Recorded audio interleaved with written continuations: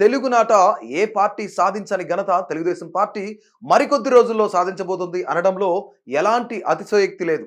తెలుగు ప్రజల ఆత్మగౌరవం నినాదంతో సమాజమే దేవాలయం, ప్రజలే దేవుళ్ళు అంటూ నందమూరి తారక రామారావు స్థాపించిన పార్టీ తెలుగుదేశం. ఏపీలో అధికారంలో ఉన్న ఈ పార్టీ సభ్యత్వ నమోదు కార్యక్రమం శరవేగంగా జరుగుతున్న విషయం తెలిసిందే. మరికొన్ని రోజుల్లో సభ్యత్వ నమోదు చారిత్రాత్మక మైలురాయిని చేరుకోబోతున్న నేపథ్యంలో పార్టీ కార్యకర్తల కోసం నారా లోకేష్ సంచలన నిర్ణయం తీసుకున్నారు. ఆ వివరాలు ఏంటో ఒకసారి చూద్దాం. తమ పార్టీ సభ్యత్వ నమోదు చారిత్రాత్మక మైలురాయిని చేరుకోబోతున్న సందర్భంగా 1 కోటి మంది కార్యకర్తలకు ప్రమాద బీమా కల్పించేలా పార్టీ జాతీయ ప్రధాన కార్యదర్శి నారా లోకేష్ ఇన్సూరెన్స్ కంపెనీతో అవగాహన ఒప్పందం కుదుర్చుకున్నారు. ఉండవల్లి నివాసంలో జరిగిన కార్యక్రమంలో ఈ మేరకు మంత్రి Lokesh united India insurance, pragmatic insurance broking ప్రతినిధులు ఎంఓయూపై సంతకాలు చేశారు.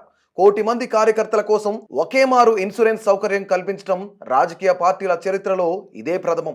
ఒప్పందం ప్రకారం 2025 జనవరి 1 నుంచి 2025 డిసెంబర్ 31 వరకు 1 కోటి మంది కార్యకర్తల బీమా కోసం తొలి విడతలో 42 కోట్ల రూపాయలు పార్టీ చెల్లించింది. వచ్చే ఏడాది కూడా దాదాపు ఇదే మొత్తంలో ప్రీమియం సొమ్మును పార్టీనే చెల్లిస్తోంది. ఈ ఒప్పందం ప్రకారం కార్యకర్తలకు 5 లక్షల ప్రమాద బీమా లభిస్తోంది. కార్యకర్తల సంక్షేమ నిధి సారథిగా యువనేత నారా లోకేష్ బాధ్యతలు చేపట్టాక కేడర్ సంక్షేమం లక్ష్యంగా విప్లవాత్మక నిర్ణయాలు తీసుకుంటున్నారు.